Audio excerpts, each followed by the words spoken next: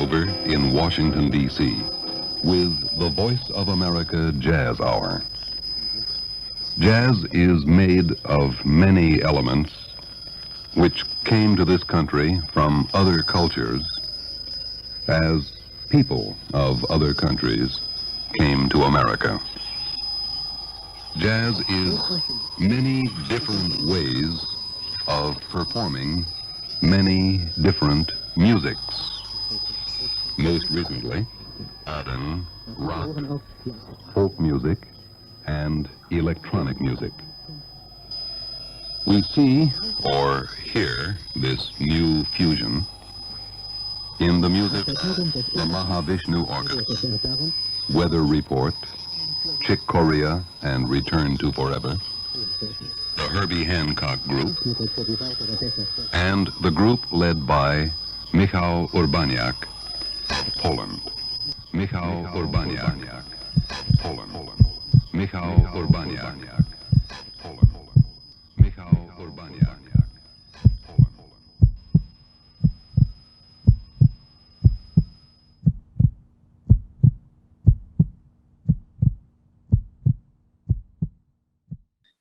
Xantoné, I've got a little video. Yeah. Of you playing on, which this is absolutely amazing, on 2 keyboards and singing at the same time. Would you mind if I play it for a second at least? Yeah, sure. Go for it, please. So, because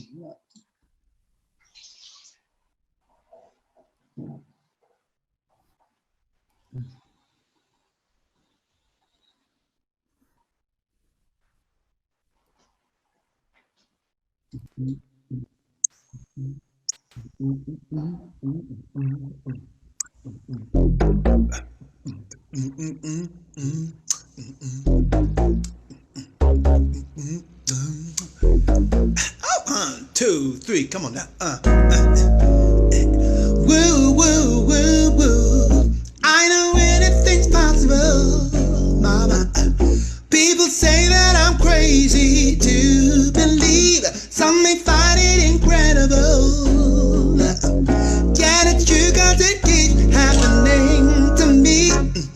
That's what I told that girl, but she simply won't listen. Our blessings will all unfurl if we try to both let go. Come on now, that mother won't listen, 'cause she tried to love and only got burnt up. That mother won't listen, 'cause she's tired of loving now. Oh,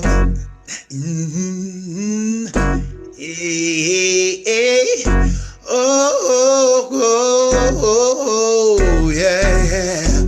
Baby, when I look at you, I get this warm feeling inside. There's something about the things you do that keep me satisfied. I wouldn't lie to you, baby, yeah. It's mainly a physical thing. This feeling that I got for you, baby, baby, it makes me wanna sing. 1, 2, 3, 4, I'm gonna feel for you. I think I love you. I feel for you, yeah. I think I love you 2 times. wow. Okay. I think that needs no further chat and interaction. Absolutely amazing. Thank you so much. I've been watching it over and over today. Stan, I didn't have a Zoom during whole performance. I don't know why, but that's a technical question. We're gonna solve it later. But let's remember about this. All right, great. As you've seen it, you showed me that link, and well, first of all, absolutely admire the whole song, and thank you so much for singing this over. I've seen it. So I think without further ado, I would just start with the first question: how the journey started. Okay, so firstly, everybody, thank you for coming here today and sharing your time. I really appreciate it. My journey started in Lagos, Nigeria. Can everyone hear me okay? I hope that's all right. My journey started in Lagos, Nigeria, and it started in the church in Lagos, Nigeria. The church that I went to, the type of church I went to, was one which was very musical and very, like, active church. It wasn't a very, calm church.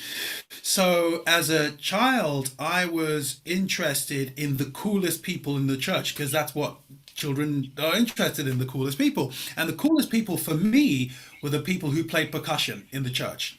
So that's where my thing began. So playing percussion, obviously in Nigeria and Africa as a continent, rhythm is a very important part in everything in our lives. So developing a sense of rhythm, developing, not because I was trying to be a musician, but just by hearing it, that was where everything started for me. And then when I came to the UK when I was 9, I stopped music. I didn't do anything to do with music because I wasn't thinking of myself as a musician anyway. So it wasn't until I was about 18 years old is when I started doing music again and thinking I would like to do something with this. And it started with singing first. And then after a period of time of singing and being able to write lyrics and write melodies, but not knowing any kind of music theory or knowing how chords are or harmony or anything, I wanted to be in a position where I could produce my own music, I could write my own music, and write the harmony and the chords that would go with the melody and lyrics that I was creating. Because I wanted to be, I wanted to have freedom, basically. I wanted to be able to express myself fully. So that was the beginning of my journey. Okay. So you came to UK when you were 9 years old, and Yeah. did you then, after learning, you got to into the community, or as a musician, where then you started to play, to first discover yourself as a musician? Yeah, so when around 18, I decided that I wanted to pursue music, to follow music. The beginning was to do, like, to be in a boy band. That was the beginning for me. So it was like to be in a harmony group, like a Boys to Men or a Jodeci, these kind of boy band things. And I did two of those boy band things, and they fell apart. You be together, and then the next minute, nobody wants to sing with anybody anymore. But the thing that experience taught me was singing with other people. It taught me harmonizing. Even if I didn't, I knew it instinctively how to do a third above and a third below. But even if I didn't understand what it was, I couldn't say it and describe it to you what I was doing. I knew what to do. So it was good for ear training in that sense. And that's how I started. And then after two of these groups happening and not happening, I decided that I was going to be a solo artist and that I was going to get a loan. I got a bank loan. I'm not suggesting that anybody should go and get a bank loan, but Maybe not now. I went to get a bank loan, and I bought some studio equipment, and I didn't know anything. As a friend of mine said to me, you should get this sampler, and I was like, "What's a sampler?" And then I was like, "Okay, so you should get this sampler, you should get this," and I bought this stuff, and that's how I started. And at that point, I had not lots of equipment, but I had a few things. And if you said to me, "Could you play a C minor chord on a keyboard?" I wouldn't have a clue. So that's how I started. And I remember one day I was really bored. I was like just in my flat. I was just in my place, and I was like, "Nah, man, I don't know. I just want to go and do something." And I went down to Tower Records in central London. I just got on the bus, went to Tower Records, and they had a really great jazz department, the best jazz department in London at that time, with all these CDs, Japanese imports, etc., etc. And a friend of mine had introduced me to Herbie Hancock and to the Headhunters, that kind of sound. And I saw this album by Herbie Hancock called Thrust. I just saw the cover of it and I thought, oh, that looks like a really cool cover. Simple as that. I wanted to buy myself If something. it sells. Yeah, exactly. I bought Thrust and I came back home. And, you know, this is long pre-internet, so there's no way to hear it beforehand or have an idea. And I put this thing in the CD player, played it, and the first song came on. It was Palm Grease. It was funky. I was very much into R&B then, so I was like, okay, it's cool. And then this song called Butterfly came on. Yeah. Yeah, you know, which kind of has this kind of R&B-ish kind of thing. And immediately I thought, ooh, I like this tune. There was something about the tune. I thought, I like this tune. And that was the thing that hooked me. So I then started listening to this CD over and over. And then I got into this idea that I wanted to start learning how to improvise and do things. So I just started. I just started. I would ask people. There was a friend of mine who was a great pianist, and he would tell me some stuff, and it was very strange. Like, I'm learning guitar at the moment, and I'm getting to grips with guitar. It's making more sense. But like learning guitar again after all these years of being a musician, it's funny going back to the place where it just doesn't make sense, and you're like, what is going on? Like, you know, why is this thing called a C-7, and why is this thing called a G7? I don't understand. And you start again, and I think for me anyway, it's a really good thing to challenge your brain to learn something new all the time. And that's how I started. I just started bit by bit, and it took time. Was that a huge loan? How much? No, so my loan was £5,000, which back then was decent. You know, my friend got 10,000, and I said, no, man, I'm not. Still paying it off. You know, like, no. So I got like a £5,000 loan, and I got a sampler. I got a Kawai K1. I remember it. I got a Korg DS8, and an old Mac, because everyone said you've got to go for Mac. You can't go PC. So I got an old Mac, and that's how I started. Yeah. Brilliant. And do you still remember the first song you made? Like, do you still keep it somewhere? Now I do not. But funny enough, I remember, like, you know, this was the funny thing, was like I'd find my beginnings, especially with playing piano, was like I'd find a note and I'd say, okay, and then I'd try and find a second note, something, and I'd say, okay, well, I like the sound of that, and then I'll be like, okay, I need to find some, and I'll be like, oh, don't know, no, and then I'd find one, and then I'd find another one. So I remember one time I just found, I think, was it this shape? No, hold on, there's G minor, right? Those three chords, and I remember thinking, ooh, I like that. Doing it wrong again.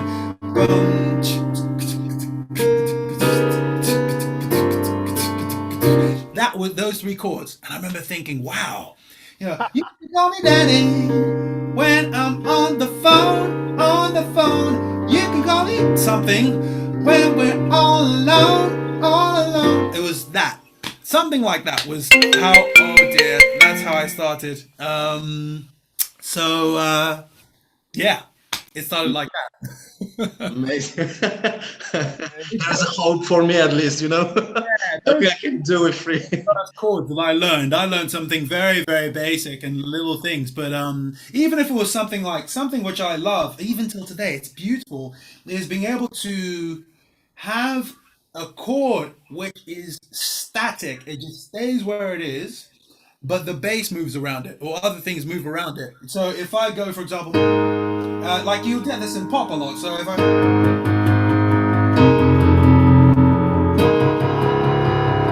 you know, this kind of thing is, this is always staying the same, but you're moving around. And I think that's how I probably started, was like I started with a static chord and then try and move the bass around, and that would give a different emotion each time. So, yeah. So again, when did you start? How old were you when you started? Like learning how to play the piano. You had this musical vibe back, you know, in this church, whatever, right? But late. I was late. I started I think 24 was wow. You're an amazing example, right? It doesn't really matter So it Yeah. Wow, was this is few an years amazing ago. story, really. Wow.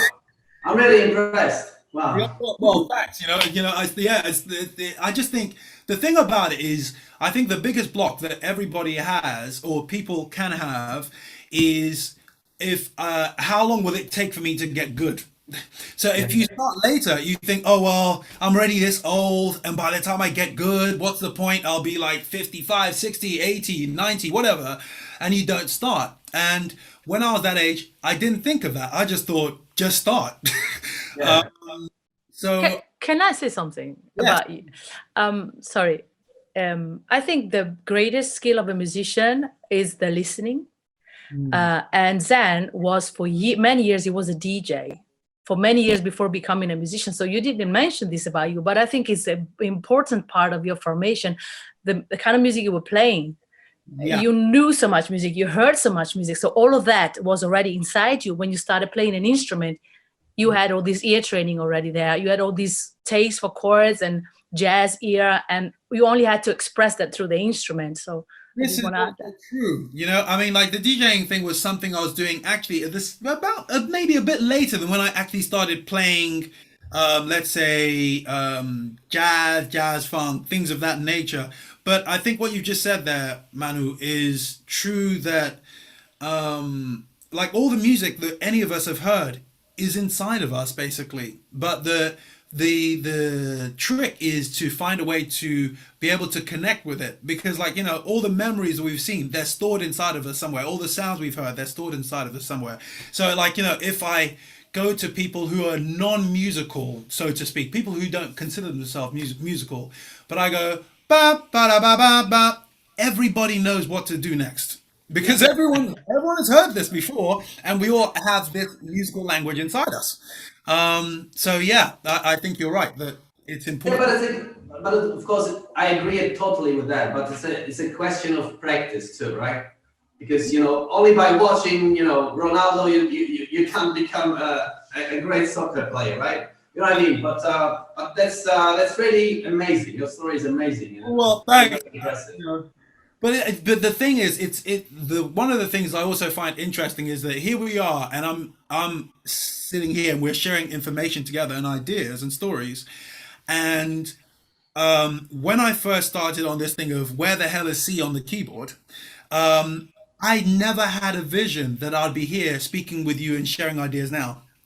So one of the things that I think is really important for everybody to know is that I think it's important just to start your journey, because you never know where your journey is going to end. You never know where it's going to take you. So like sometimes it can stop you from starting. It's like, oh, well, I want to see exactly where it's going to end, or I want to know how long it's going to take. And I think it's important just to start and just keep going, because that's all I did. I never had any plans to become any great musician or anything. I wanted to, my drive and impulse right from the beginning was always, I want to make music that makes people feel something. That's all I really wanted to do. I didn't care about I didn't even want to, like when I picked up the piano to start playing it, it was purely for songwriting. I didn't think, oh, I want to be able to play solo piano, I want to be able to improvise, and none of that. I just thought I want to be able to write songs. And generally when I hear songs, I hear that there's lyrics and melody, but I also hear there's this other stuff around it. And I want to be able to do that as well. It was as simple as that. It was a songwriting tool. So yeah, I think it's important to start. Amazing. And after you started, because I think that's amazing, and I think very inspirational for many people, which just have exactly the same question, what I should do and so on. And his journey is absolutely beautiful, and so much can happen. And it actually happened in your case, because then you played, I've got some notes here, so that's why I'm looking now. Good. Brazil, Denmark, Korea, Italy, Switzerland, all around the world. And so from there, what I want to do to, I just gonna play around the world. I really want to know the bridge. I want to jump from that. That's a really good question. There is somebody who actually, three of us on this call know, and maybe more of you guys actually know. Michael definitely knows Troy Miller. Matt, my friend, and someone who's taught me a lot actually also knows Troy Miller, and I know Troy Miller. And Troy Miller is a great musical force. He's a drummer, he's a producer, he writes, he does many things. He's conductor as well. Exactly, conductor, all these things. So one of the things that, like, I remember when I first met Troy, he was living in this very small flat with his wife and his first daughter. And he was like, he was doing all right, just the beginning to get somewhere. And over my period of time of knowing Troy, I used to ask him this question at the beginning. I used to say, man, how do you do that Tarzan trick? I used to call it the Tarzan trick. And he said, what the hell are you talking about? And I said, the Tarzan trick, like you're doing this one gig or something here, and then somehow you manage to swing and grab another something. Because I had come from the thinking that society generally gives you that you need to have everything secure. Everything needs to be predetermined. You know what's happening.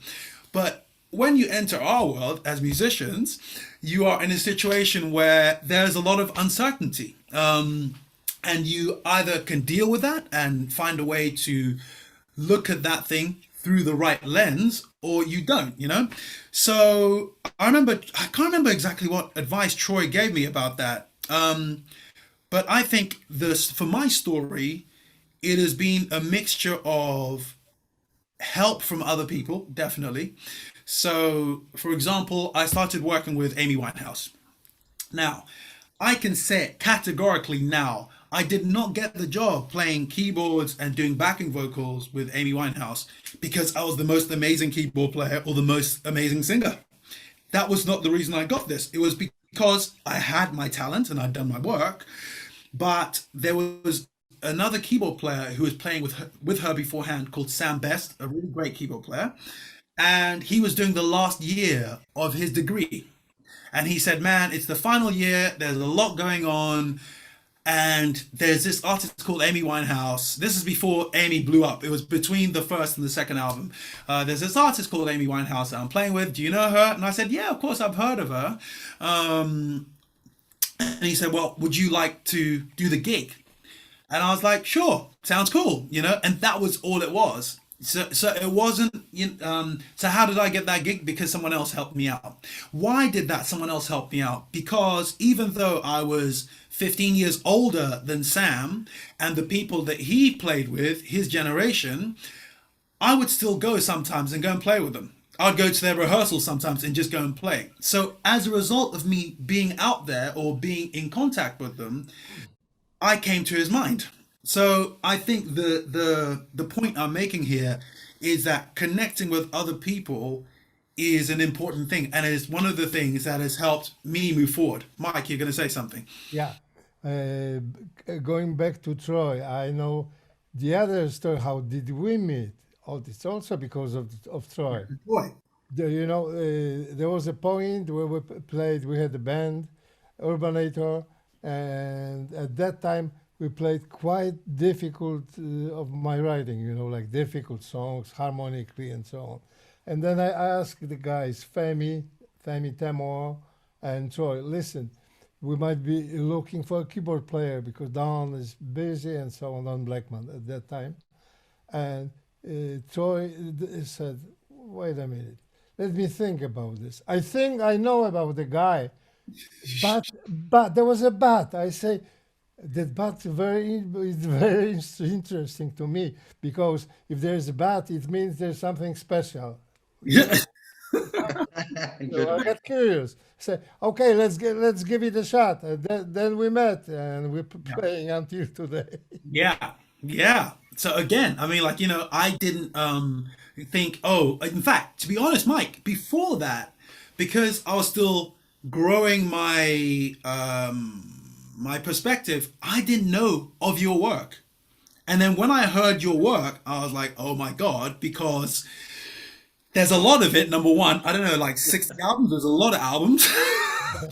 And when I look at the how challenging the work has been with Mike, I have to be honest, man, there have been some gigs I've done with Mike, particularly in the beginning, that my butt got burnt, my butt got roasted, because this stuff was just like I'm not messing around. You sit on stage, and the other guys are just like, they look at you and they're like, "Okay, strap yourself in," and off we go. And yeah, I've been roasted on some of these things, man. Just straight roasted.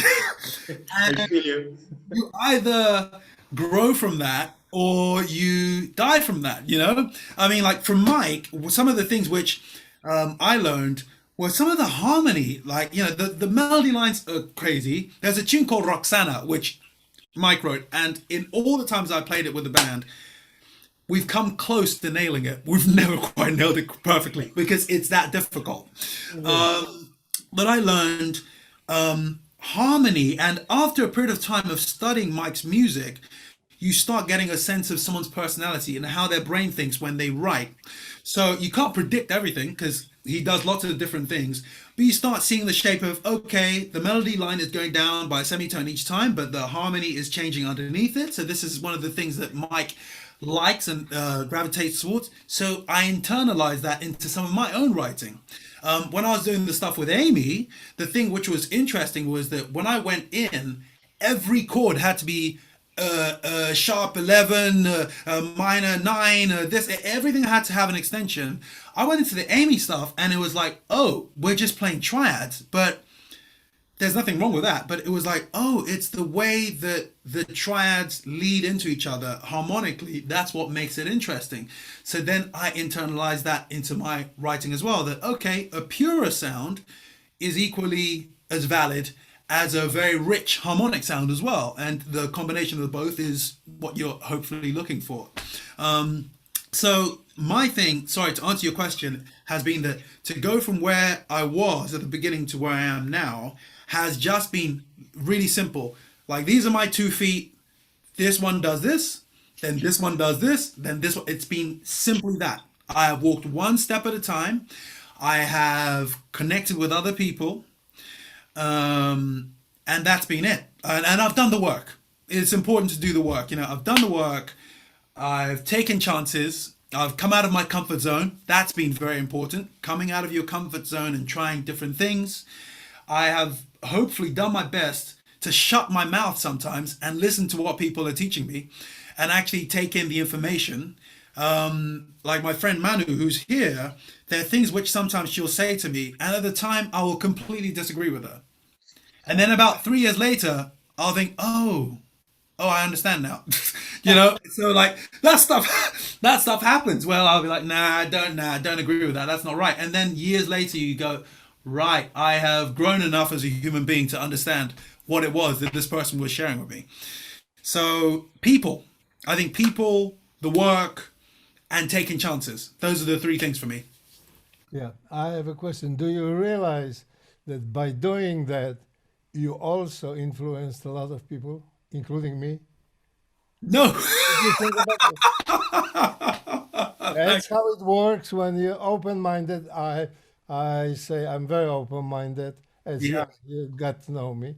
Yeah. And, you know, whenever I hear something, either something I wouldn't do, Yeah. or something people would call wrong, Yeah. or then I would be interested, you know, to listen how to get out of this.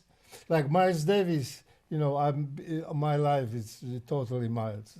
You know, like I've been listening to him 24 hours a day with headphones whenever I could, and reading anything. And when he said, you know, there's no wrong notes, don't fear the wrong notes because there are non-wrong notes, but the way to get out of them is the challenge we're having as improvisers and jazz musicians. Yeah. And Yeah. This made me the way I was, am, and we are together. Yeah. And As you have this conversation, I wanted to see, because like you clearly influence each other. When you said you had to strap yourself just before the gig with Michał, Yeah. I just can see that absolutely. So what are the most like crazy memories from working together? Well, I mean, like Michał is old school. Mihal is old school. So the old school guys might be like, you might be like, oh, what's the set list gonna be? Or for example, Mike would send us before. I remember this at the beginning, and it would scare the poo out of me. Mike would send us maybe 30, 40 songs of his songs, and everyone would, like, all the guys in the UK would be like, so what's the set list gonna be? And then I'd be like, I don't know what the set list is gonna be. I don't know, just learn all of them, you know? So you just have to sit there and try and make sense of this. And then on the gig, it'll be like, Mike, what's the set list going to be? It's like, well, maybe at sound check we'll work out, okay, these are the songs that we're actually going to be doing tonight. And you just have to be prepared. Now, in the middle of that, aside from that, when I say old school, actually, I guess what I should really say is Mike is a super musical person, because I'll segue very quickly that there is something which, again, to jump to Manu, we've just watched recently, which is something with Victor Wooten. And he's talking about music as a language.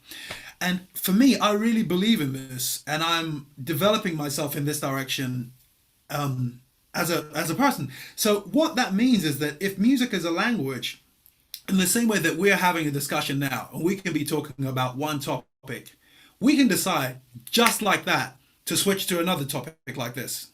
Now, Mike would do that, where it'd be like, music is a language, so we'd be playing a tune and going this direction, and halfway through he might be like, nah, we're going to this one. And he'd be like, okay, we need to have this discussion now. You know, this is what we're talking about. So some of those things are things which toughen you up as a musician. They make you more, they toughen you up, but they also make you more flexible at the same time. They make you, like, you know, harder, but also softer, that you can go through things and adapt. So I remember some moments like that, and moments where, like, you know, in improvising music, you're playing, and then the band leader, Michael in this case, would turn to you and be like, okay, you're solo. He'd be like, whoa, I'm not ready. It was like, what are you going to do? You got to go. So, or everybody gets off the stage and one person takes a solo. So and they did this on purpose. They knew you knew, and they just gonna, like, okay, this guy's going to play solo. It is. Well, no, not necessarily on purpose, you know, it is. And the thing about that is that fear can affect you in two ways, I guess. Fear can make you either shrink, or it can really make you go forward, like really, like, give it everything you've got, you know. And there have been moments where it's definitely made me shrink, no doubt. I'll put my hands up. And there have been other moments, thankfully, more recently, I think I'm getting better, where it makes you think, okay, it's unknown, you're going into a dark room and you're gonna, like, just try and create something, but there's something exciting and there's something fresh about that. And on top of that, if you do look at it that all notes are valid, then the question is, if you play a note that you didn't expect, the job, from my point of view, is not to judge the note immediately. That's the thing that, like, the fear wants to make you do, is to judge it immediately, like, oh, it's a wrong note, quickly go back to a right note.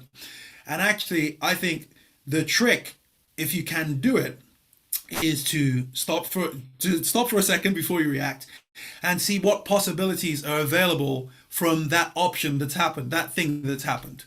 So that's how I look at mistakes. I just look at a mistake as being an event that has happened that you didn't plan. It doesn't mean that the event is wrong. It just means that the event was not planned. So it's up to you to see your value in the event. Oh, it's a horrible thing. Oh, it's a good thing. It's up to you how you see it. But it's just an unplanned event, and you can make something from it. Absolutely. I Absolutely can agree. add just a few things why certain things you mentioned and are into my musical life, like they formalized, and they're sure, you know, I don't like 100% rehearsed things and predictable playing. So that's why I feel audience. When we play something, for example, why do I set 1 or 2, 3 songs, not whole set?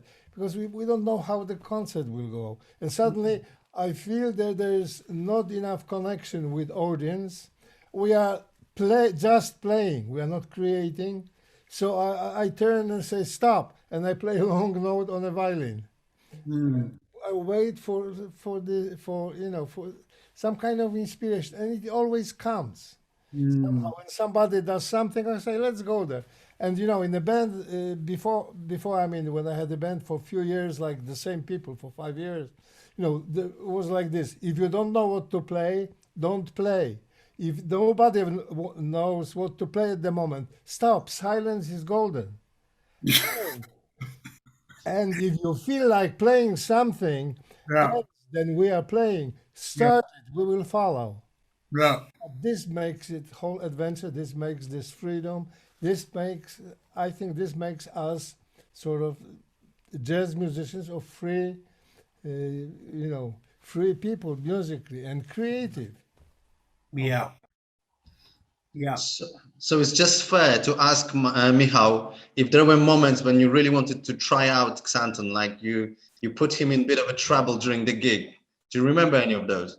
Yeah, of course I do, but I didn't do it on purpose. I just wanted everybody to get used to it. That there is a certain time I feel that's what's needed. And regardless if you would play a Rachmaninoff concerto or sort of, rinky dinky or whatever, this is a moment of performance. And we are all on some kind of a spot, but we're living with music 24 hours a day, and music is our life. So there is some music in everybody at that moment as well.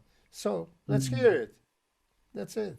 Absolutely. I mean, by trouble, I just sort of course, there is a moment for all the improvisation, and Michał is absolutely amazing in it. That's why I would like to, you worked with Michael, full improv. I've seen the videos from the stage and all that. And then you worked with Amy. The differences during the gig and maybe during the regular day of work? Well, okay, what are the differences? I think, there's a massive difference in the sense of the cultural difference that you have in a pop gig, which Amy was one of the most free jazz, not free jazz, but free jazz related pop gigs, if you want to call it that you could have. But in the culture that comes with that, there is the label, there is the the booking agent, there's this, there's that, there's a whole bunch of other stuff that is there which is not related to the music. It's related to the commerce and the business around the music. And on top of that, I think there is also, because of that, there is a whole bunch of energy that comes with that and the thinking that comes with that between everybody.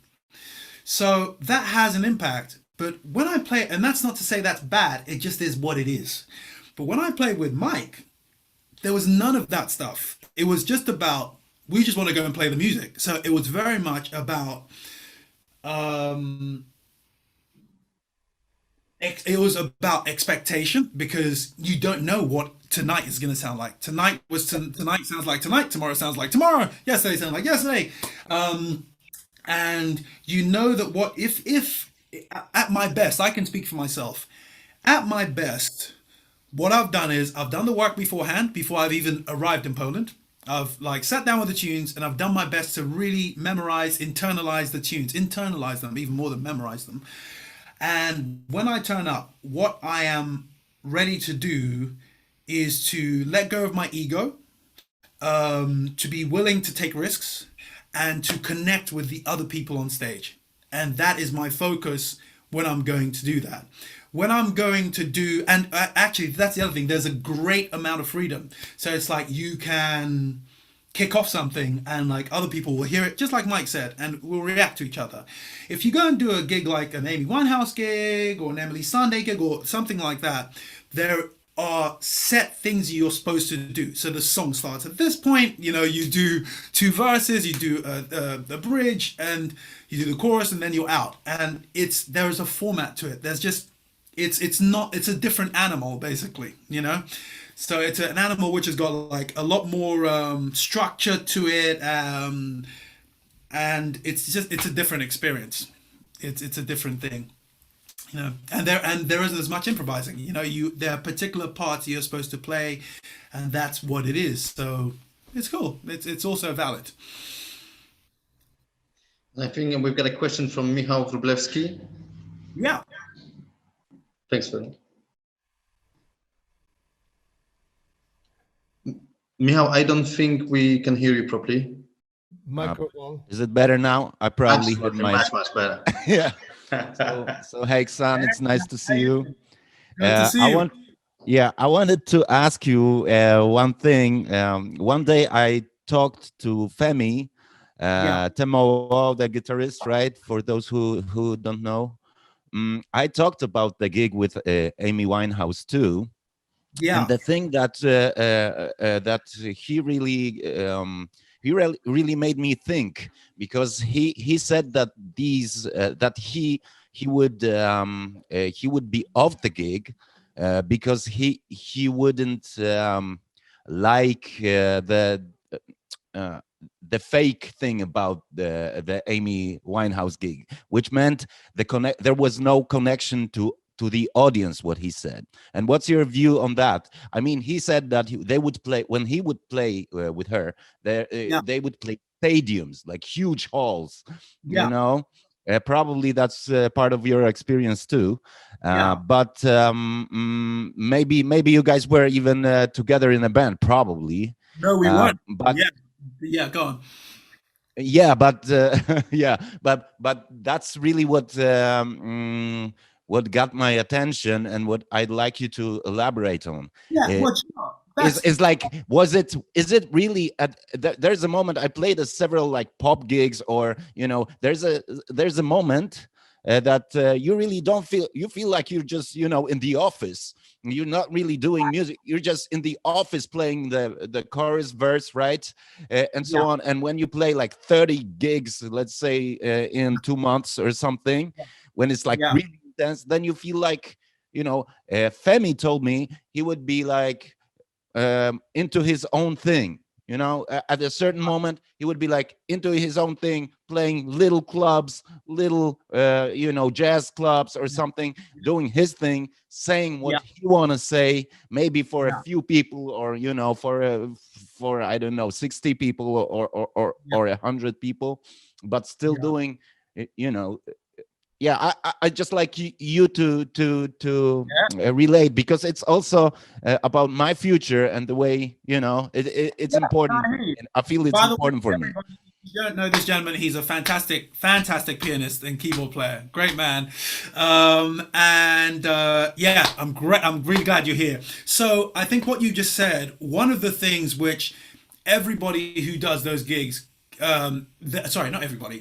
a number of people I've spoken to who've done those kind of gigs, like pop gigs and doing touring like that, one of the things that people will often say is that when they finish doing the gigs, their chops are not as good.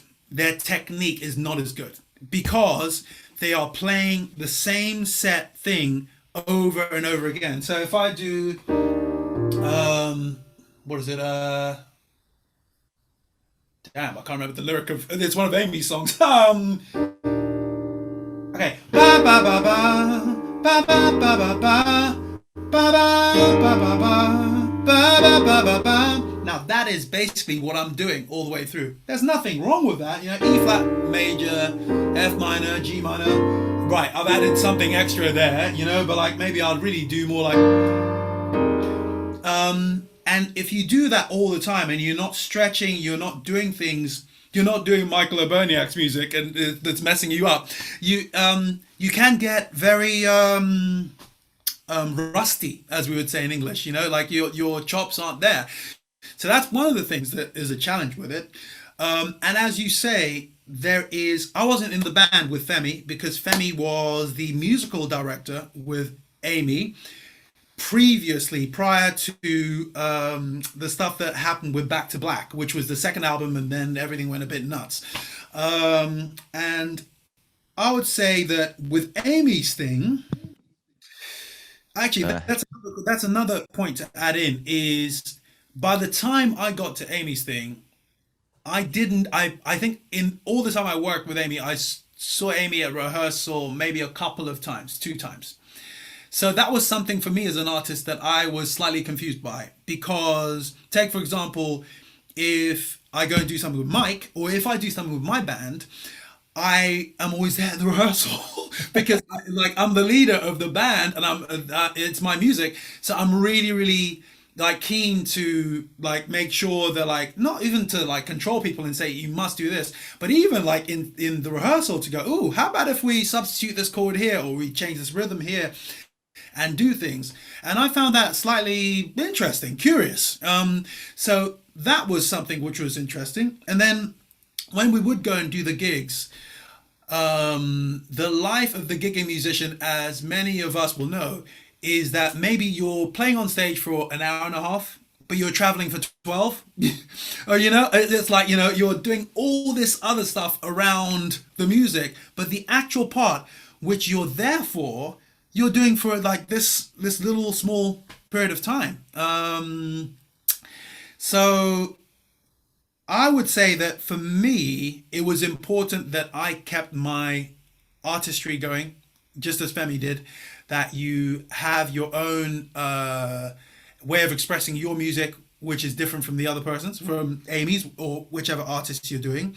I would also say that like there was, for me anyway, a feeling of, yeah, you are doing, okay, this show, then that show, then this show. It's not the same as like the world that you and I, Mike, all these guys, we come from. The world of taking chances with this thing, and like, you know, like every day doing something completely fresh with it. There were some chances to do some things in Amy stuff, but it's still within the pop framework. It's still within the pop framework. So for me, I didn't have a horrible experience with it. I don't know what kind of experience Femi had. I know that there were some challenges, but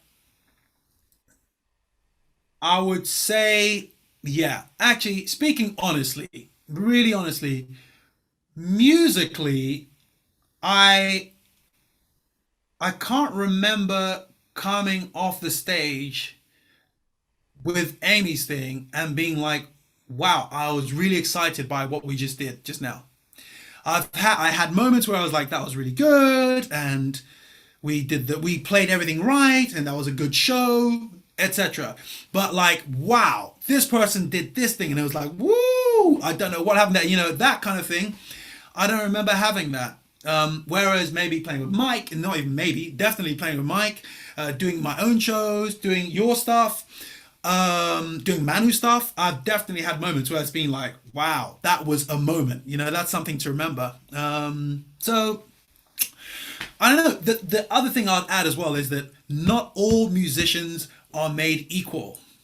So some musicians don't want to take chances and want to do something where I just play my part and I play it right, and that's all it is, and that's a perfect job for someone who wants to do that. So you just have to choose what's right for you, right? Yes. Absolutely. And I think it comes to the time when anyone can open mic, and guys, if you want to add questions, please do. I want to go back to the very beginning of the conversation because I wanted to ask that question at that point, but didn't want to interrupt.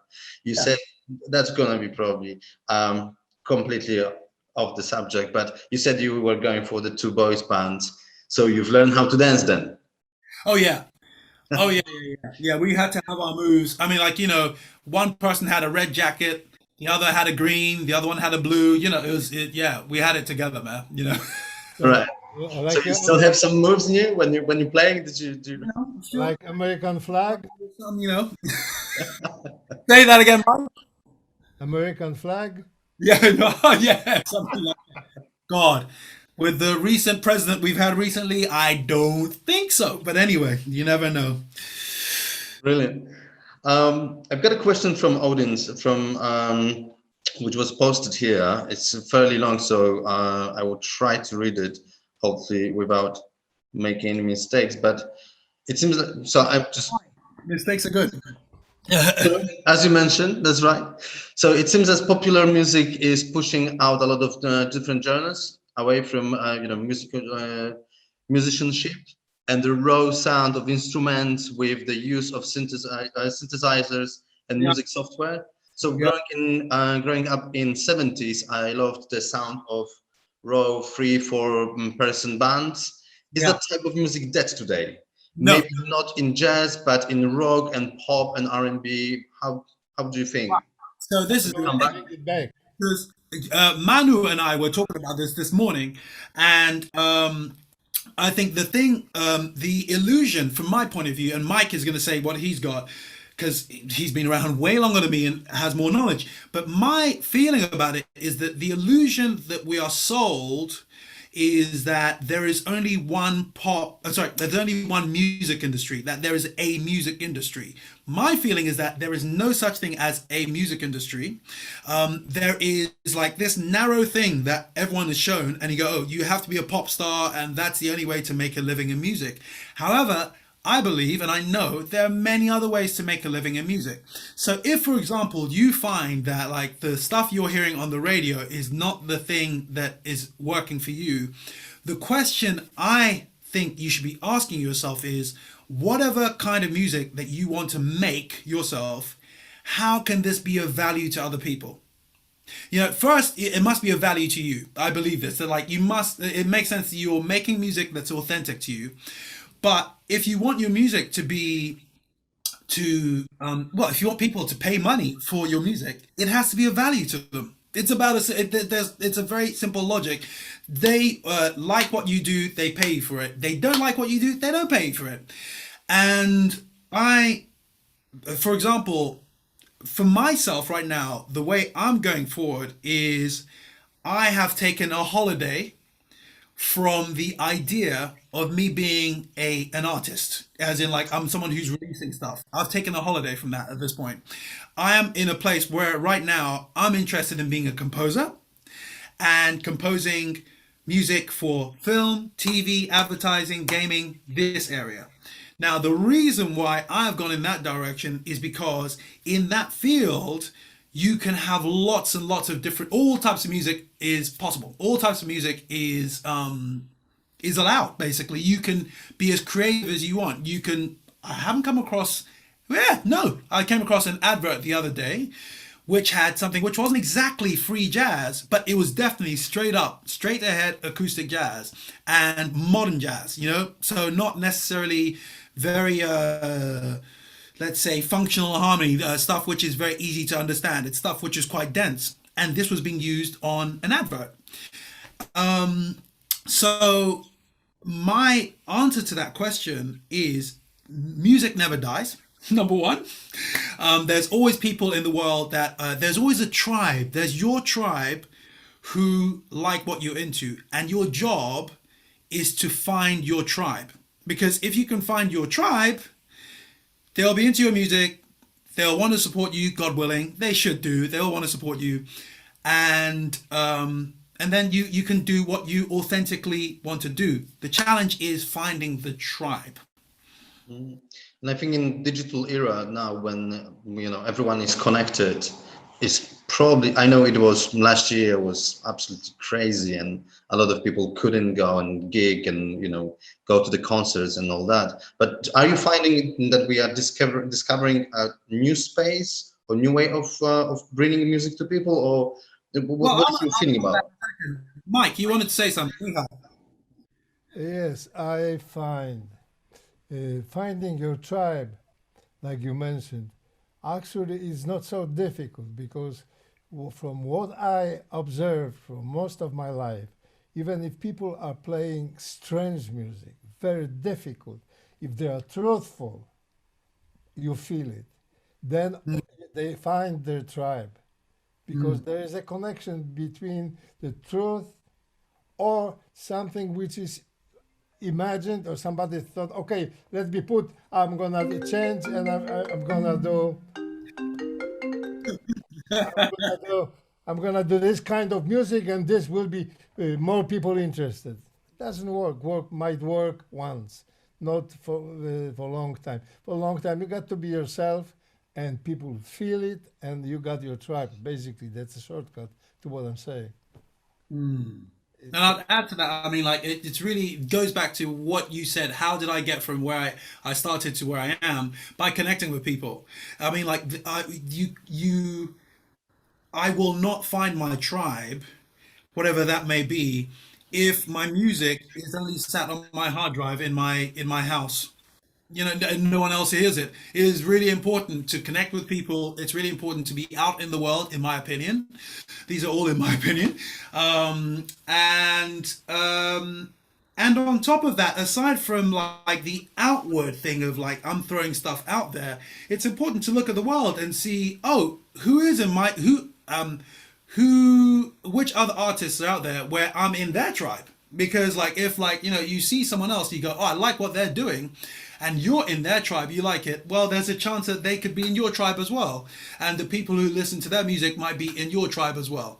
So if you can find things in the world that are interesting to you as a musician yourself, then there are connections that can be built there, and there are new opportunities that can be found there, I think.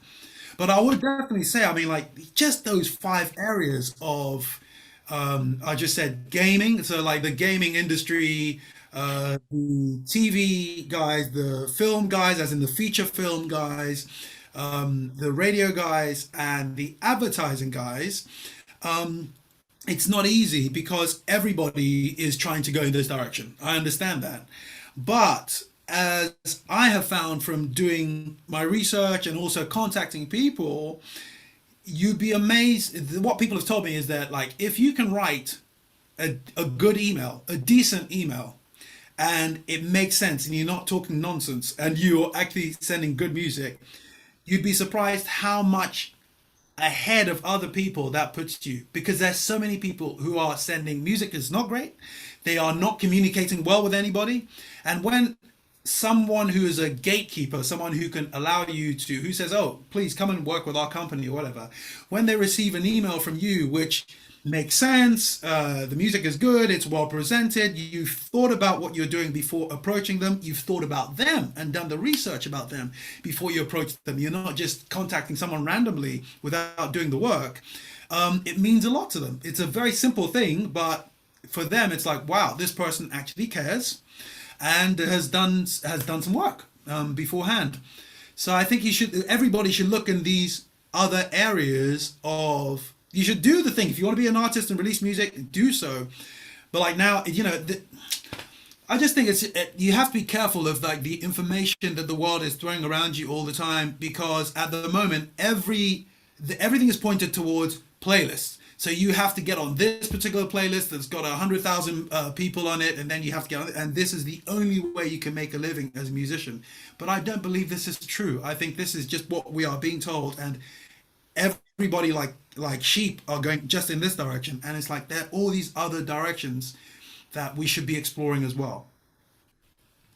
I would like to, thanks. I would like to go back to Dan's question about music. What I also observed and noticed that, we're basically talking about rhythmical music anyway, and the Urbanator thing is a rhythm, basically, an approach to rhythm and so on. What I realized that the European feel of rhythm makes you stiff, and the American, which we are doing, and so makes you cool, makes you chill somehow.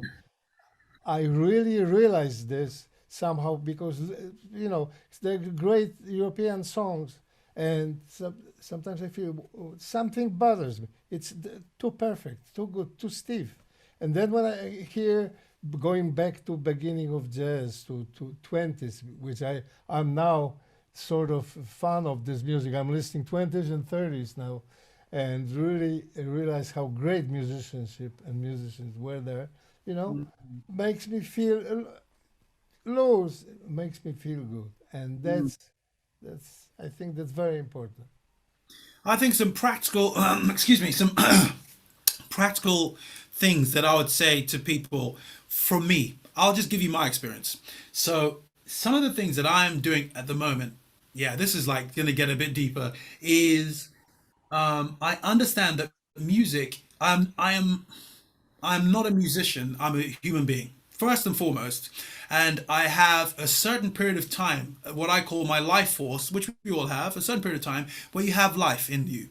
And each of us always has choice. That's one of the most important things I think I'd love to share with everybody, so that I hope that people can internalize, understand, is that you always have choice. Even if you don't like the choices in front of you, you still have choice.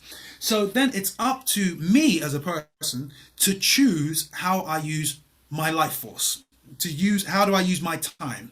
So my thinking then is that if I decide that I'm passionate about music and that's how I want to make my living, that's how I want to make a contribution to the world, so that I give something, they hear it, they like it, the world around me likes it, and they contribute back to me, whether that's money, whether that's opportunities, whatever it is.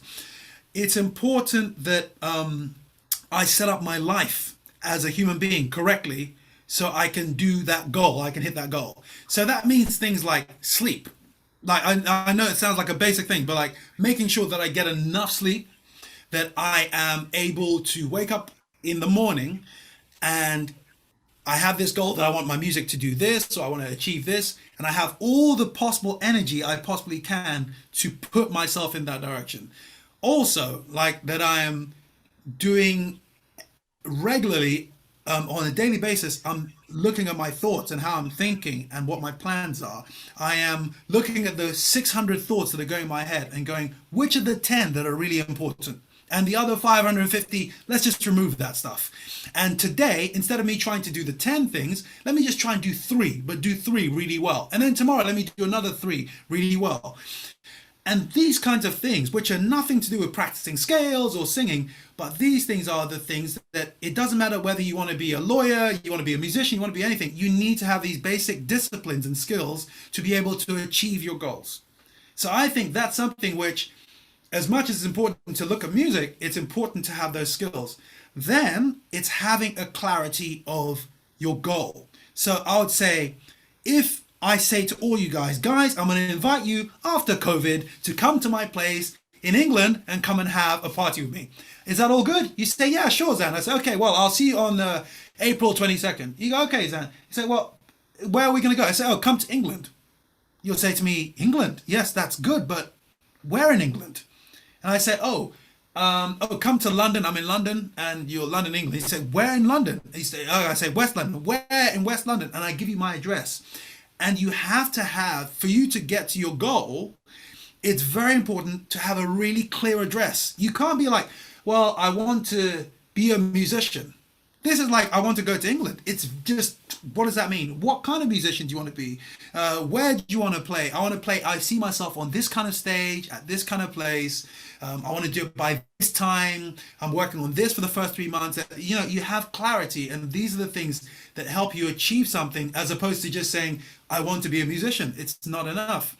So that would be my thing, is like, have a clear goal of what you want to do, be authentic, know what it is you really want to do. Don't do some, excuse my French, bullshit that you just think this will make you money or whatever else. It's important to make money because it's an important part of our lives, but it would be much better to make money doing something you love or something you feel passionate and authentic about. So I think the job then is find something you're authentic about, and then find out how can this be of value to other people, because that's how you make the money. Now people always, I think I've done it, you get the order the wrong way around. I want to make some money and therefore I'll do this. It's like, no, I'm going to do this because I love it. And then it's like, how is this important and of value?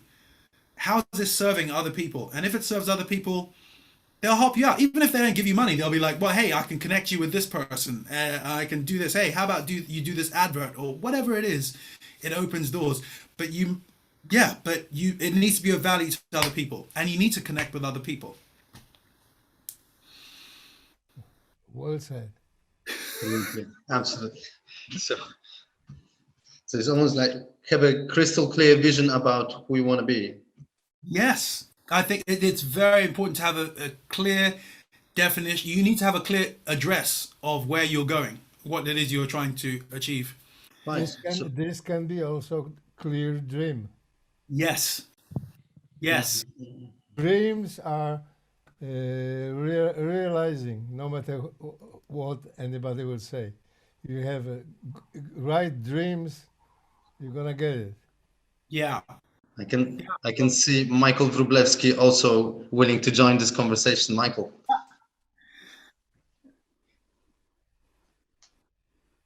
No. Oh, can you hear me? Yeah. Sorry, I just got myself a new mic and I cannot, I don't know it yet. Must be doing well. What I wanted to ask you, Xan, I mean, not really ask, but rather maybe add to what you said, because having a clear goal is one thing, and it's really basic. But on the other hand, having enough self-awareness, and I mean, it's maybe the word is too big, awareness, whatever. Oh, but knowing yourself and knowing your value is the other thing. It's like I'm going through this probably very similar things as I can hear in a musician's life, and there's also your value that you have to see that other people see in you. There's also this other thing that you might not consider yourself this and that, or you might have the other self image, and other image of your self value than the people around you. And it just sometimes happens that the skills that you wouldn't consider your unique selling point or whatever, or you wouldn't consider your highest value, are the most necessary, or just the most when it goes together, you got a success, because you got a personal success when you do the things you really love, like you put on the first place in your priority list, let's say, of goals, if you have one, or if you know. But then what if the world, the so-called outside world, the people, the people, that your environment, what if they need a different thing that you want to deliver? Also, that's what I'm saying. And then life writes a script. Life writes a script for you anyway, because we as personalities are a part of this world. So it's not, we create this to a certain degree, but we are, you know what I mean. But is it not like, Michael, when you create your vision? Because I'm pretty much with what Xan said. Like, you have your vision, and then people will look at you and they will, okay, they're gonna have their own image about you. But then those which like that image about you will join you, will be your audience, will be your tribe that wants to listen to you, and so on. So then, because I truly believe that we have our life in our hands. Okay, I can get out. They're gonna hit me because we have a lot of snow in Poland at the moment. In Krakow at the moment. Okay, that is given, possible. But then, if like what you said, Xan, when you actually say, okay, this is me, and this is 100% me, this is what I am giving to you guys, you will. There's so many people around the world, and they will find you, especially in digital era. So I'm just thinking, like, should we really, as a musician and so artists in general, be worried about it, or more like being 100% crystal clear and voice that out and just shout it, hey guys, this is me, this is what I'm giving to you, and then say words, hug me, love me, or just find another artist? I mean, Mike, go on, Michal. I'll just make it quick. Go on. Speaking me. Okay. So yes, it is.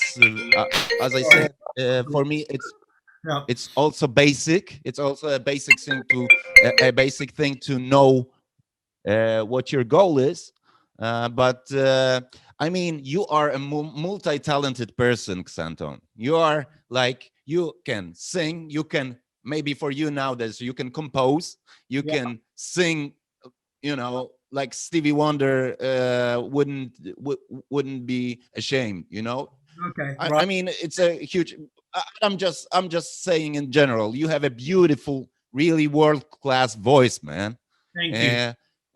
You write great songs.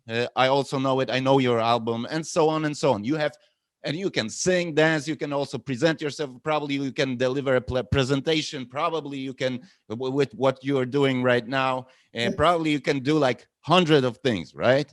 If you list your talents. And what I was saying is like maybe not so general, you know, to like not about the philosophy of life or self-image in general, but I'd rather say like maybe now this talent and this skill is valuable. Maybe the other times, you know, when you can deliver all of your talents at the same time and make, I just believe it's just a narrow. These are moments, you know, and life would just, you know, want to make you like piano lessons right now, or want to make you, I don't know, at the other time produce beats or write something for a band or whatever. These are like all different kinds of and what I wanted to say is like, at this time maybe you want to give us a talk, right? And on the other, and it's also driven by the demand of people, right? It is partially driven by demand, but like I think that my feeling though is that you always have choice to decide what you want to spend your life force on. I know I keep saying this thing of life force and it sounds like, oh my god, it's massive, but I really mean this. Like the thing of like life force is that I will never get the 10 seconds that I've just spent with you guys. I will never get those 10 seconds again. They will never ever come back. That life force is spent. So for me, it is essentially vital. I'm 46 now, so I'm still relatively young, but it's essentially vital that every second of my life force that I'm spending, as much as I can, because I'm human, that I am self-aware and I'm thinking, is this how I want to spend my life force? And that doesn't mean, for me, when I look at it from that point of view, it means that everything is valid. If I want to go and murder someone, that is completely valid. But the question is, to me, is that how I want to spend my life force? And the consequences that are likely to come after that, is that how I want to spend my life force? So it's a valid choice, I could go and do it. But my thing is like, we all have choice if you're awake and you choose to look at it. And I'd rather choose to spend the life force, the limited thing that I have, and use it for things that are serving me so that I can serve other people as time goes on.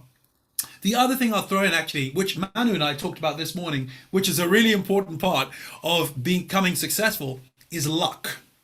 Now, for me, the thing to throw in about this is like, I remember hearing this from Oprah Winfrey, and her definition was luck is when opportunity meets preparation. Luck is when preparation meets opportunity. So, in a way, when I say that you have to be connecting with the world all the time, you are creating your own luck by connecting with people all the time. Because if you've done the preparation, or you continue to do the preparation, and the preparation, which I've learned in the last 3 months, breaking into a new career as a composer and going into these new industries, what I've learned is research is a superpower. That's the thing that I didn't realize before. But researching things and knowing who it is you're going to contact, researching them, just going on YouTube and seeing their videos and seeing their interviews, all this kind of stuff, that is all preparation. So it means that when you meet the person, or you send something to the person, or a situation appears where, for whatever reason, you are given an opportunity, you are prepared. So luck is a major part of it, but you won't be lucky if you're not prepared. It's about as simple as that. So my thing is like, you have the clarity of goals, you have this direction, you cannot control that completely because there are all the other external factors in the world that affect things. But at least you can control yourself, and you go, this is my goal, this is it, intensity, I'm intense on this is it, I wake up in the morning, this is it, tomorrow morning, this is it. And I do the preparation, and it's like when the person turns up. I remember Bill Evans, I read Bill Evans's autobiography, and he said his feeling was that he was just going to practice and make sure he was prepared, so that someone one day could just open a cupboard and he'd be in there practicing, and they'd be like, you're the guy we want, and he'd be like, yep, I'm ready. So it's that thing of like preparation. I really believe it's important to be authentic, to really love what it is you're doing, and as a result of that, prepare yourself in that direction, hang in there through the tough spots, because there will always be tough spots, and put yourself out in the world and connect with as many people as you can whose energy works with you. Don't connect with a-holes, you know, like connect with people who you feel a connection with. And even if you come across someone who you feel is an a-hole, try and see it from their point of view and try and learn something. I think that's another interesting. Try and see a different point of view, like a Wayne Shorter thing of someone coming on the bus, on the tour bus, and saying, "Oh, this guy did this and this happened and da da da." And Wayne Shorter's only answer was, "What did you learn from that?" That's it, you know. So that's my feeling about it: is have a very definite goal and connect with people and be prepared. That's all I'm doing. That's what I'm doing anyway. So you said it's like being prepared to catch your luck.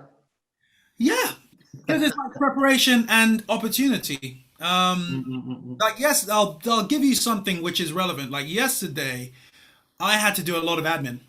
I enjoyed doing the admin because I was like, this is serving my life. This is what I need to do. So I'd created a new piece of music, which was 60 seconds long, because I'd done the research and I knew that the advertising world, their music is 60 seconds to 30 seconds. So there's a good reason I've gone in this direction, because it means that I don't have to sit there for weeks working on a piece of music. I can get short pieces of music together which can be of service to someone else, and I can earn something from this. So and music that I like, I can do it whichever way I want. So I did this piece of music, I finished the piece of music, and then I said, right, I need to create a playlist. And before Christmas, I had sat down with a lot of my songs and chopped them. I'd done edits down to 60 seconds.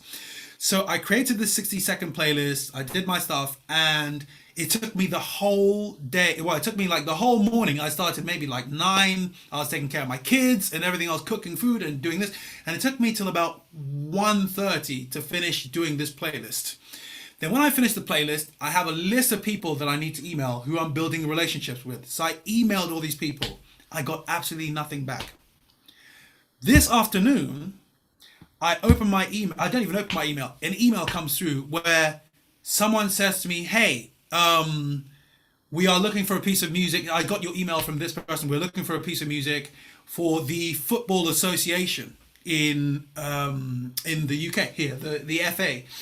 And do you have any piece of music that's like this?" Now, the truth is, I don't have any piece of music that's like that. But when I finish this call, I'm going to go into the studio and I'm going to go and create a piece of music that's like that. And I need to have this done by tomorrow. So if I need to work till 2 a.m. tonight, that's what it is. I'm going to sit there and create this rock track, which I've never created a rock track of that sort before, but I'll listen to it and I'll learn from it. So I guess what I'm saying is, like, sometimes you're just throwing stuff out into the world, throwing stuff out, and it's like nothing's coming back, nothing's coming back, nothing's coming back.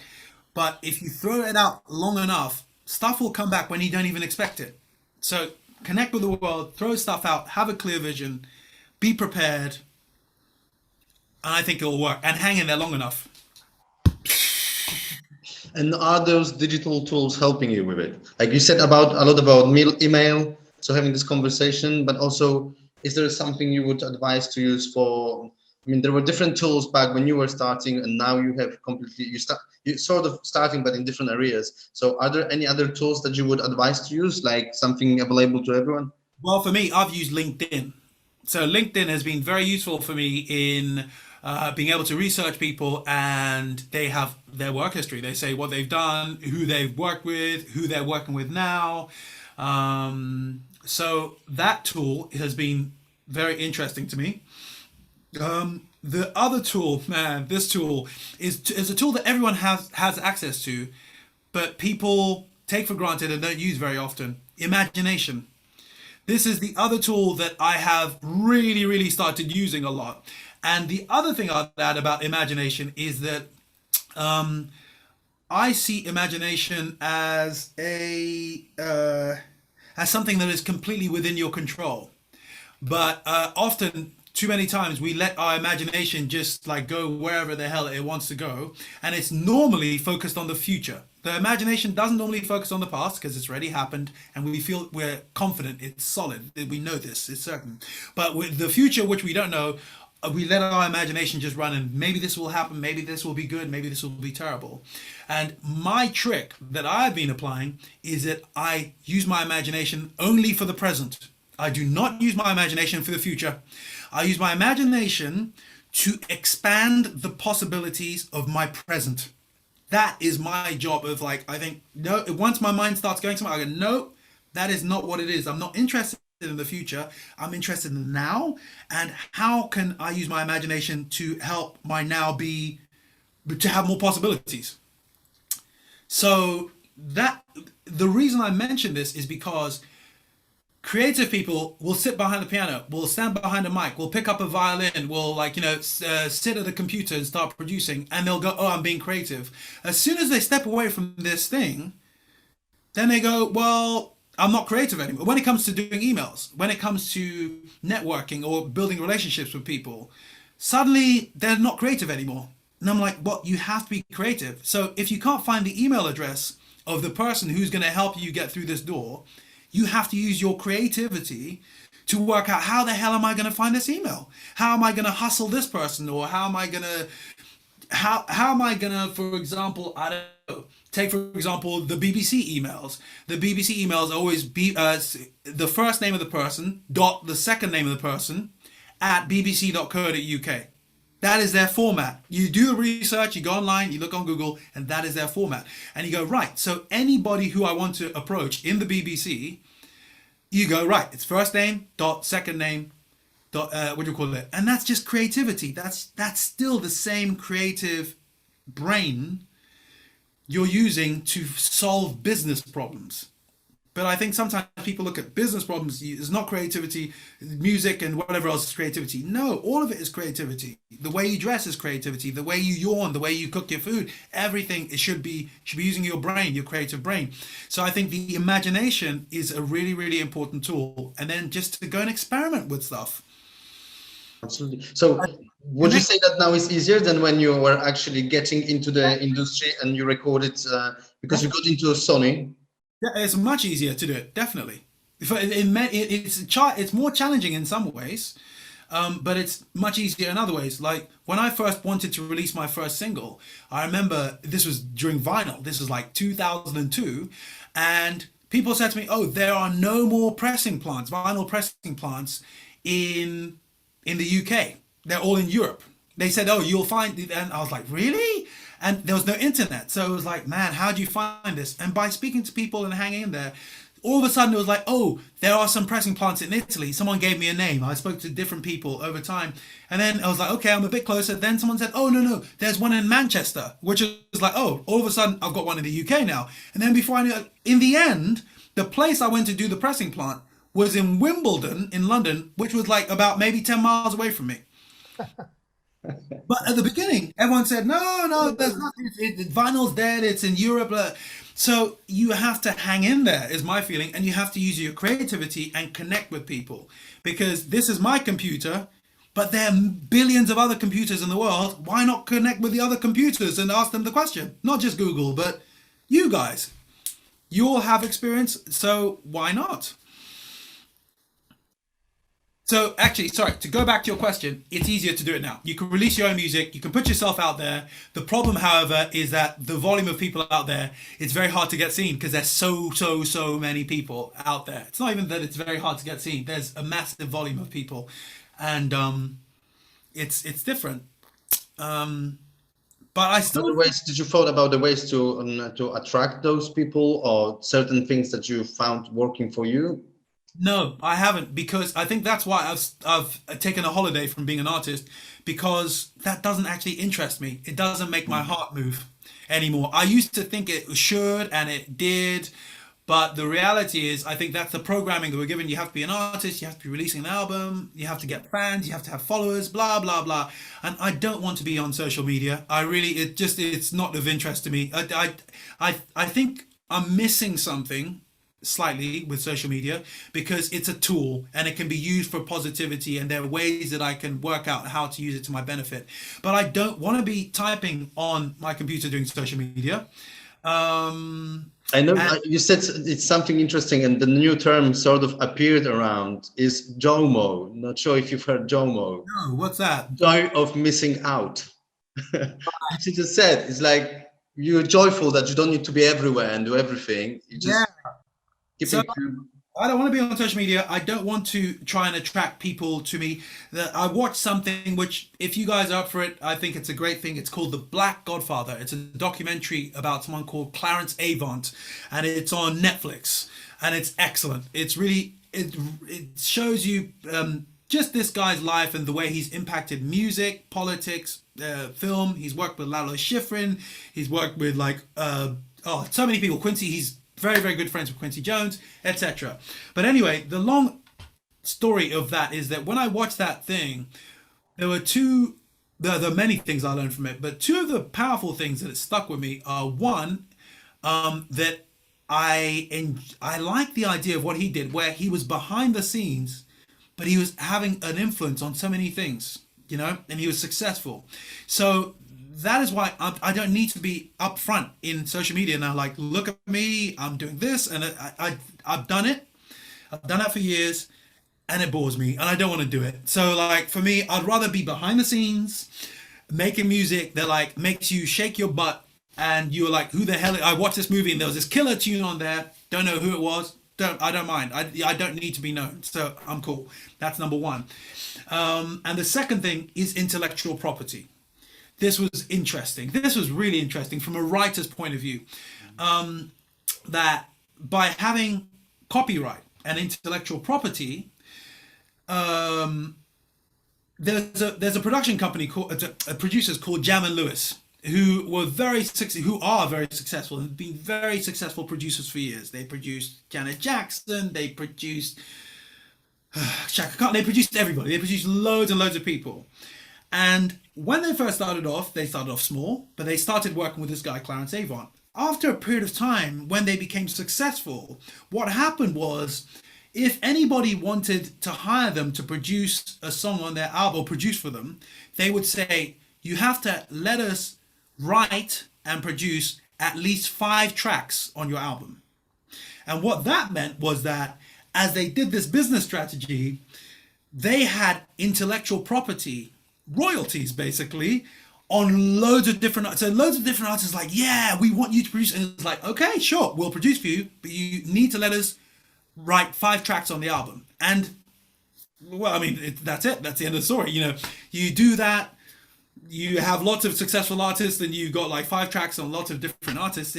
It's you're good. you're good. You don't have to work so hard. Yeah. So I think that's an area that people should look at, is intellectual property. How can you get your tracks earning you things that how can you get your tracks earning you things basically?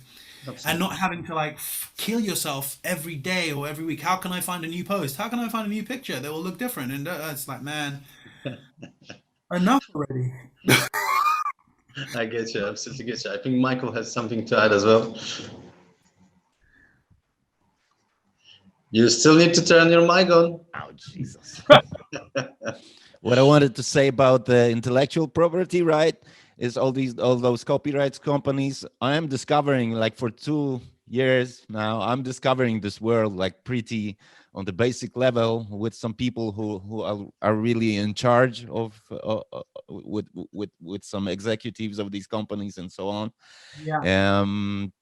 And they have pretty much shown me the map of this copyright world, and the way to look at it is it's a pretty good way of a passive income, because it's people they would say all of these different things about passive income. Recently we would have the flood, or a year ago, make your business or make the money work for you when you sleep, and all this bullshit, right? All these things. And what I discovered, what I discovered is like, you can actually earn money and you earn money. Yeah. In the moment you are sitting to write a tune, you are earning, and you become a publisher yourself. That's one thing. For us musicians, it sounds like a fairy tale, but it's not. What I learned is like, this is the brick. This is the solid information. The moment you sit down to write, or when the music plays, you let the music play, and you just write it down. You compose, like, you know. Yeah. The moment you compose, you become a publisher yourself. You own copyrights. And that is really important for you to understand, because this shifts you up in the moment you are starting to create music. This shifts you up because this makes you feel the worth of it. Of course, when the money is there on your copyright account, or whatever, BMI, ASCAP, Zykes, or whatever, then you can feel it. And of course, it changes the situation. But what is important, this is for everybody. We all react, well when we all feel well when we receive money, right? Yeah. But the hard part, the flip side of it, just to learn what I learned about this is like, is this feeling that's exactly the flip side. On the other side, the feeling when you start writing and you feel that it is worth something, that you own the rights to it. And it's like, really, in legal terms, you do, that you are a publisher yourself until you give it to somebody, which is also already like a value. And when you finish a tune, and this is already like your rights. Yeah. Right, and so on and so on. I don't want to. Yeah, I went too much about it. As long this as is important, because this is about the intellectual property, passive income, and having awareness of your value as a composer. As an artist, absolutely. That's what I wanted to say. It's actually like, one other thing I'll add to that is, like, with the world we have with COVID and the lack of travel and lack of gigging, it is really important that all of us think of creative ways to make a living. It's just the reality of it. Yes, Mike, Michal. Listen, I find this last few voices very accountant-like. I never would think like this or feel even like this. It is destroying. They would be destroying whole my life and whole music and basically everything. Basically, when I write, I feel joy, I feel fun. I can think about this later. If something happens to it, somebody say, I like it, you want to use it, I say, and I get payment, or I negotiate. Okay, it's normal in life for everybody.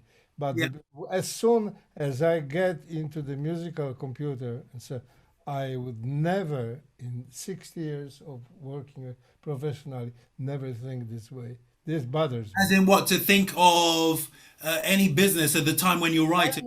Anything, or that I wrote something and I'm going to get 10 or 100 pesos or whatever. No, no way. This is bigger value. It's me. It's not the pesos. Pesos you can get. You can trade. You can earn in different ways. But this you cannot. Yeah.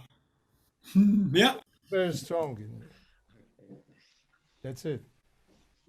There's great values, and I think as we're coming to almost 2 hours of the set, I didn't thought it's gonna actually be 2 hours, but it's gone so quickly, and it was absolutely amazing to listen to all the story you shared with us and advice, and I'm gonna take a lot of it.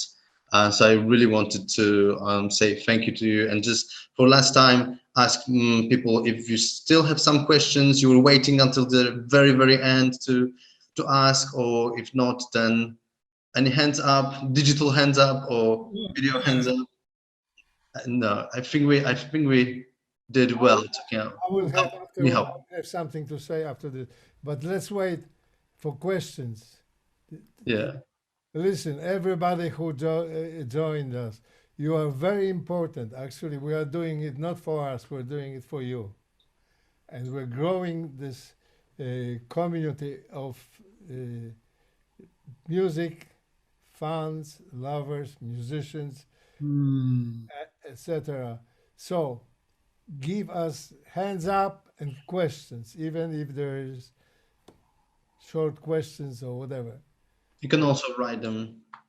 Yeah, you can also use the chat, or what I wanted to say now, our platform, UrbanatorDays.com, is being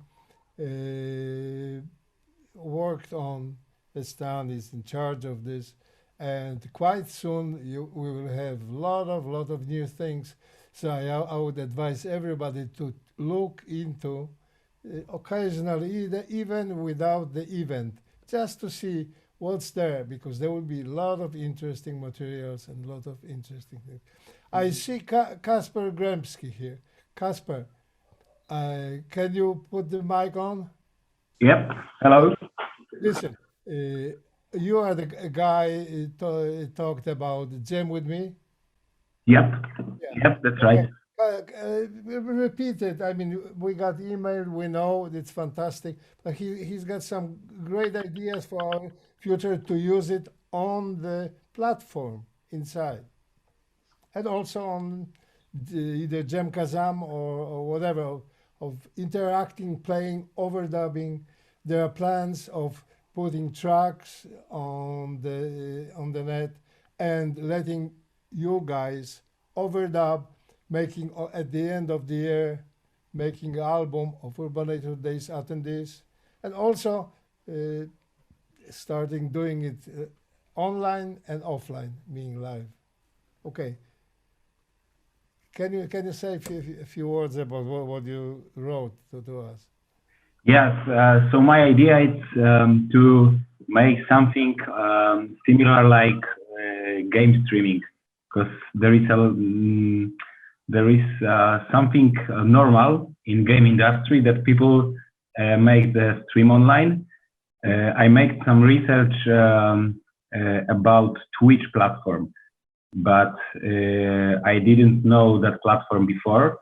It's focused on gamers or on game players, but they have also some kind of future like Twitch sync.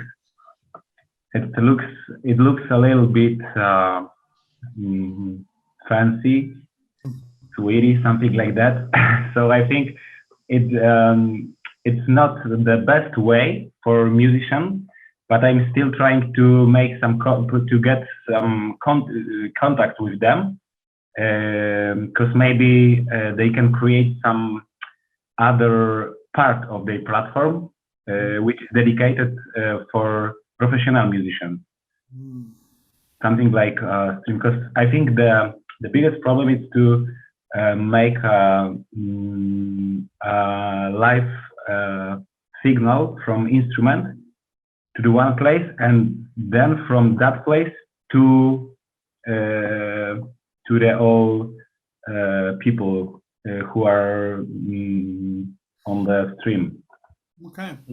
You're right, and there is an app which Michael is trying out, which is Jam Kazam, which helps musicians to play together. You also can have a tech person to get the mixer right. That's one thing. And Twitch is actually a huge thing for in the industry, gaming industry, and I happen to know quite a bit about it. And what I'm saying is that if people are keen to spend loads of hours just looking at someone playing a game that they can play themselves, I'm pretty sure that there will be even more people willing to get on stream and listen to live sessions and musicians.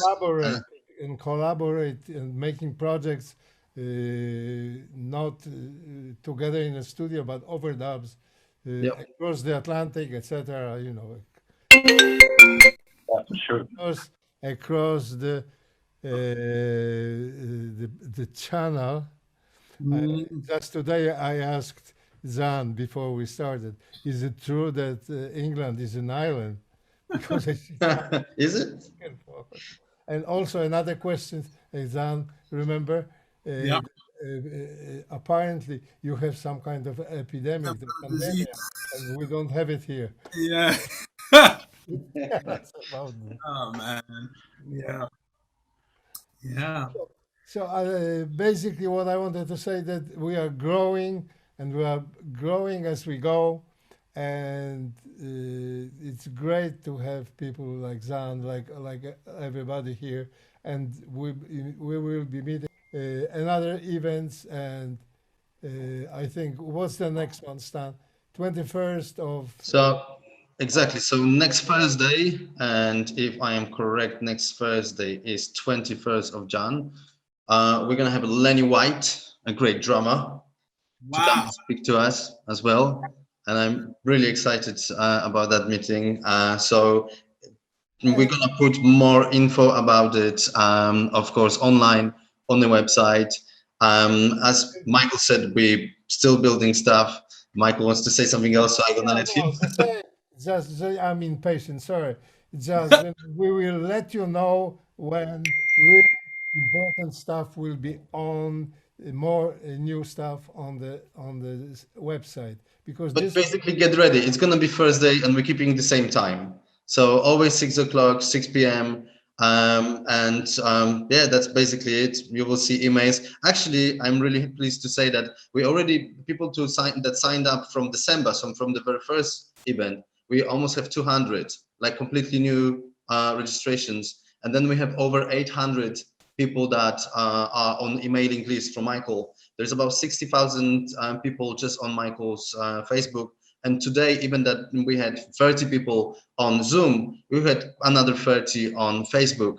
So going up and down, but really nice that they just randomly came and watched to see. So that's actually going really good direction. I'm really pleased about it. So I think we're just gonna go more, and then tech will also catch up. We already have this Facebook we're testing. We have some things to, Facebook. I can't use the same name for that platform, but it's Urbanator community. So we are now going to be this week testing with Michael, some other people like beta testers. Then we're going to involve more people to see how it works. And then we're going to be able to post some artists on that page and just share the love, spread the info about musicians that are with Urbanator, and just carry on this great work. So Xan, once again, thank you so much for speaking to us. Thank you guys. Thanks, Xan. Thank you everybody. Thank you. Brilliant. Xan. And I hope we'll see you soon. Lots of Take love. care, everyone. Thank you guys. Bye. Thank you. Take care. Bye. Bye. Thank you.